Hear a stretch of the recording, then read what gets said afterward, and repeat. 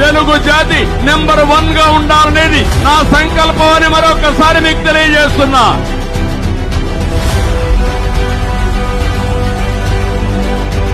అన్ని ప్రాంతాలని అన్ని విధాల గౌరవించే బాధ్యత తీసుకుంటాం.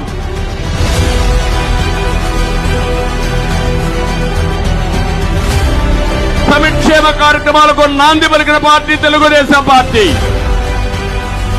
మీ జీవితాల్లో వెలుగు తీసుకొచ్చిన పార్టీ తెలుగుదేశం పార్టీ. ఈ విషయం మీరు గుర్తుపెట్టుకోవాలి. రెండు పార్టీ నాయకులకు కార్యకర్తలకు అధికారం కోసం కాదు.